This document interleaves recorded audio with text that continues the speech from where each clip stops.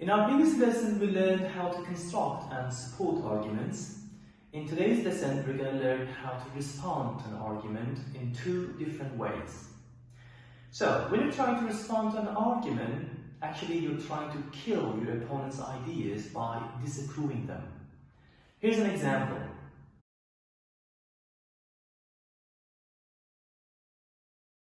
Too much homework can be harmful because homework causes stress. There was a study done by the University of California at Stanford that showed 82% of students agreed that homework often or always caused stress in their life. So, you can see that this is a strong argument supported by facts and statistics.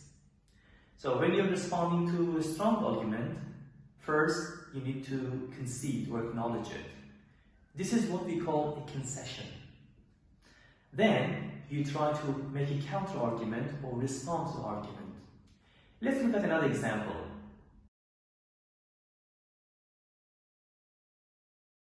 Joel has just told us that homework causes too much stress. Well, I do agree that homework does cause a lot of stress. Stress is a part of life. Welcome to the real world. And studies have shown that homework helps students deal with stress by developing skills like accountability, autonomy, discipline, time management, self-direction, critical thinking, and even independent problem solving. Sometimes an argument is not so strong. It's weak and not well supported because there is no supporting evidence. Let's look at an example of a weak argument.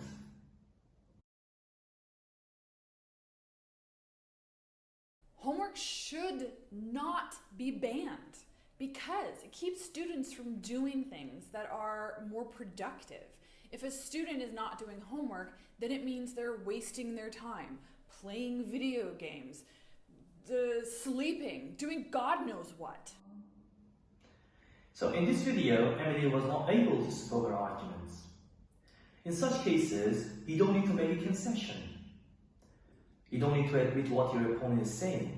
All you do is just to refuse the argument. This is what we call refuting an argument.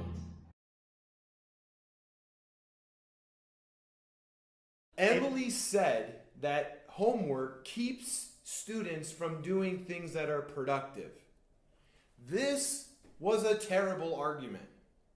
Studies have shown that compared to 20 years ago, children spend less time on outside activities, socializing face-to-face with their friends. The same studies show how this has a negative effect on children's development.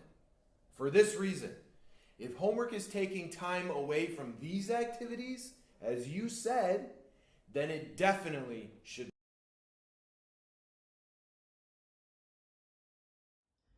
So, to recap, we respond to arguments in two ways.